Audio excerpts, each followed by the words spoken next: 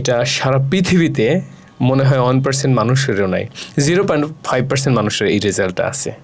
আমার মনে হয় শুধু Cambridge practice is not enough. Having the right technique and also very much time management skill is very important.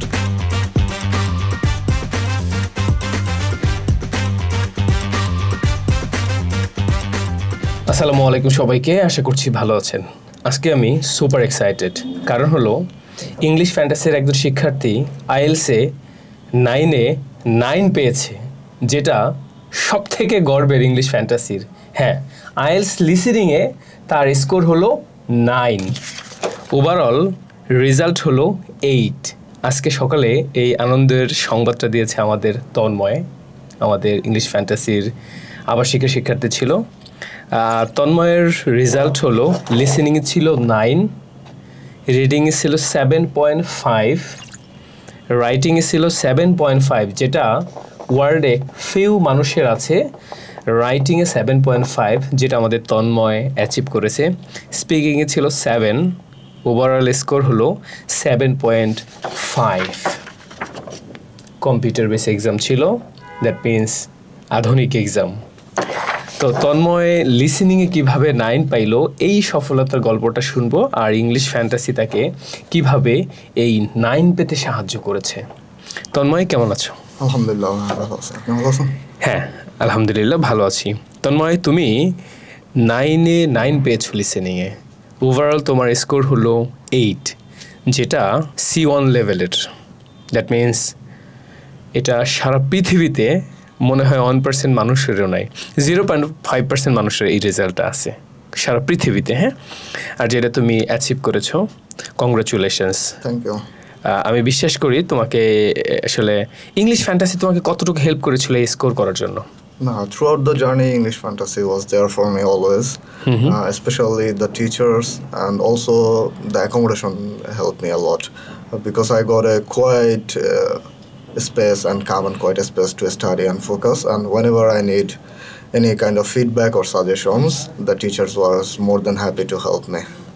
Thank you mister Tanmoy. তুমি লিসেনিংয়ে 9 পেয়েছো, that means 9-এ 9, এটা কিভাবে সম্ভব হয়েছে? ওয়েল, আই গেস আমি অনেক বছর ধরে ভিডিও দেখতাম ইউটিউবে mostly, or movies, TV series, podcast. এটা একটা হ্যাবিটের মতো ছিল, এটা মনে হয় সবচেয়ে বেশি হেল্প করেছে। তারপরও আইএলসের কোশ্চেন অনুযায়ী প্র্যাকটিস করাটাও ইম্পর্ট্যান্ট। শুরুর দিকে আমি পার্ট 4-এ স্ট্রাগল করতাম, তো টিচার আমাদেরকে গাইড করেছেন যাতে ওটা ইমপ্রুভ হয়। আর আমি মাঝখানে যে পার্টটাতে আমার প্রবলেম, স্পেসিফিক্যালি ওই পার্টটা ধরে প্র্যাকটিস করছি যেন ওই পার্টটাতে প্রবলেমটা না থাকে। তো পুরো পার্টটা আমি অনেক সময় ক্যামব্রিজ থেকে প্র্যাকটিস করি নাই, শুধু পার্ট 4 দিয়ে গেছি কয়েকদিন, এরকম করে প্র্যাকটিস করছি। দেন আমি যখন ফিল করছি যে না, পার্ট 4-এ আমার কোনো ঝামেলা নাই, প্রবলেমস নাই, দেন আমি পুরো টেস্টটা দিয়ে প্র্যাকটিস করছি। আমার মনে হয় লিসেনিংয়ে 9 পাওয়ার জন্য অনেক বেশি পরিশ্রম করতে হয়, যেটা আমাদের তন্ময় করেছে। আর তন্ময় মাঝে মাঝে মক টেস্ট দিয়ে আমাকে রেজাল্ট দেখাতো। আমি জানতাম তন্ময় 7.5 অথবা 8 পাবে, এটা আমার টার্গেট ছিল তন্ময়ের প্রতি। তন্ময়, রিডিং যেটা সারা বাংলাদেশের জন্য খুব একটা টাফেস্ট মডিউল হিসেবে আমরা বিবেচনা করি, আমাদের বাংলা মিডিয়ামের শিক্ষার্থীরা এই রিডিংটা আসলে বুঝতে চায় না, যার জন্য আমাদের বইটাকে আমরা বাংলা ভার্সন করে ফেলেছি। এই রিডিংয়ে তুমি 7.5 পেয়েছো, তুমি কিভাবে কি আসলে আমাদের বই, তারপরে তোমার কি টেকনিক তুমি অ্যাপ্লাই করেছিল, যদি একটু বলতে।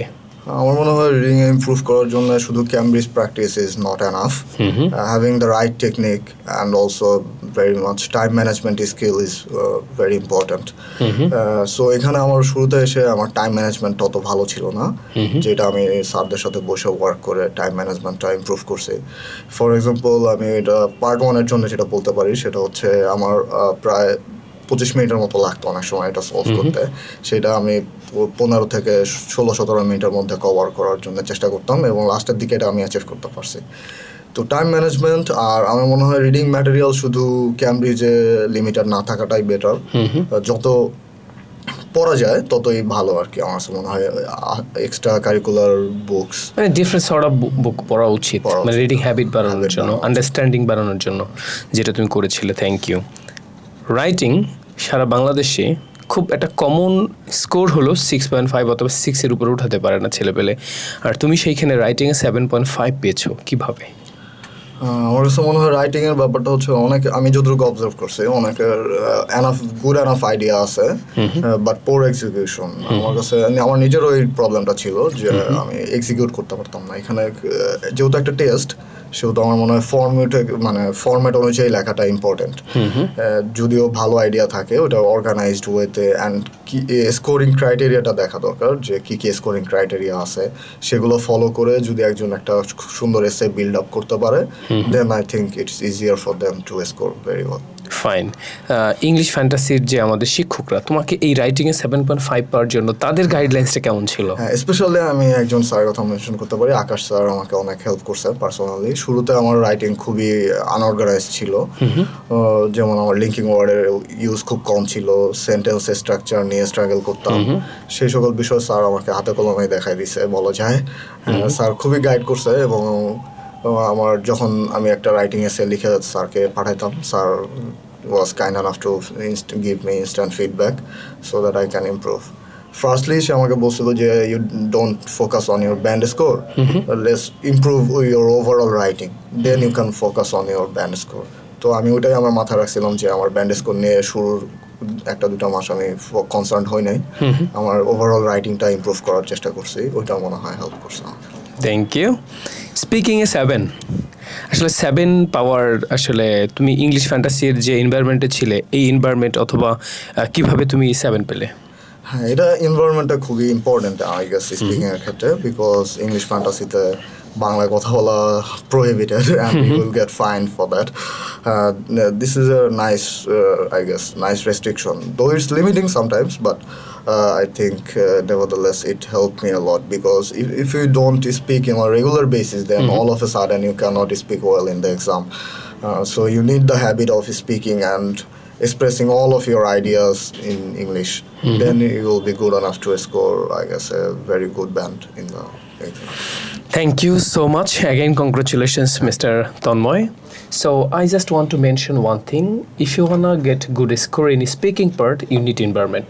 যেটা আমাদের ইংলিশ ফ্যান্টাসিতে আছে, যেখানে বাংলা কথা বলা হারাম, বাংলা কথা বলা নিষেধ, এমন একটা জায়গা।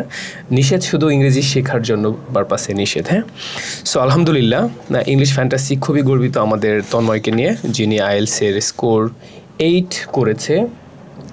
আর এই তন্ময়ের জার্নিটা ছিল কতদিন ইংলিশ ফ্যান্টাসির সাথে? আমি মনে হয় মেবি জুলাই লাস্টের দিকে এনরোল হয়েছি, প্রায় জুলাই, আগস্ট, সেপ্টেম্বর, অক্টোবর, প্রায় 3 to 4 months. 3 to 4 months, that means আমাদের আসলে কোর্সটা হলো 4 মাসের। সো 4 মাসে আইএলসের স্কোর হলো 8। লিসেনিংয়ে তার রেজাল্ট ছিল 9, রাইটিংয়ে 7.5, রিডিংয়ে 7.5। এটা দিয়ে সে পৃথিবীর যে কোনো টপ ইউনিভার্সিটিতে যেতে পারবে। তার জন্য সারা পৃথিবীর সব দরজা খোলা এখন। কংগ্রেচুলেশনস তন্ময়। তন্ময়, আমাদের ইংলিশ ফ্যান্টাসিতে একটা স্লোগান আছে, যেটা আমি বলি, আমাদের এখান থেকে বেসিক করবে, আমাদের এখান থেকে আইএলস করবে, এরপর স্টাডি অ্যাব্রোডের জন্য প্রসেস করবে। ইন দ্য মেইন টাইম হাতে 6 থেকে 8 মাস সময় থাকে। এই সময় আমাদের এখানে মেন্টর হওয়া যাবে, টিচার অ্যাসিস্ট্যান্ট হওয়া যাবে। তোমার এমন কোনো প্ল্যান আছে কি না? Maybe, because if I leave the city, then I'll be limited in opportunities to study abroad, and with my paperwork I need to be in Dhaka, so maybe I'll join. That means আমাদের তন্ময় খুব শীঘ্রই English ফ্যান্টাসির faculty member হতে যাচ্ছে। Again I will say congratulations mister Tanmoy. এখন তন্ময়, তুমি যেটা করবে, তুমি কিভাবে 8 পেয়েছো, কিভাবে লিসেনিংয়ে 9 পেয়েছো, তোমার ইমিডিয়েট যে ছোটো ভাইগুলো ইংলিশ ফ্যান্টাসিতে পড়াশোনা করবে কিংবা পড়াশোনা করছে, তাদেরকে তোমার গাইড করতে হবে। It's your responsibility. Do you make understand? হ্যাঁ, দ্যাট মিনস তন্ময়ের কিন্তু নতুন একটা চাকরিও হয়ে গেল ইংলিশ ফ্যান্টাসিতে। আবারও ইন্টারভিউ দিতে হবে তন্ময়ের। এছাড়া আবার ট্রেনিং পিরিয়ড আছে আমাদের এখানে। তারপরে তন্ময় হয়তো আমাদের এখানে অ্যাজ এ টিচার অ্যাসিস্ট্যান্ট হিসেবে সে সিলেক্ট হবে। প্রত্যেকটা শিক্ষার্থীকে আমি বলি, স্বপ্ন কিন্তু অনেক বেশি দূরে না, স্বপ্নে খুবই কাছাকাছি। তুমি যদি হার্ডওয়ার্ক করতে পারো, English fantasy could be your right choice. Thank you so much for watching. দেখা হবে নতুন কোনো তন্ময় নিয়ে। এই পর্যন্ত সবাই ভালো থাকবেন। Happy learning. আসসালামু আলাইকুম।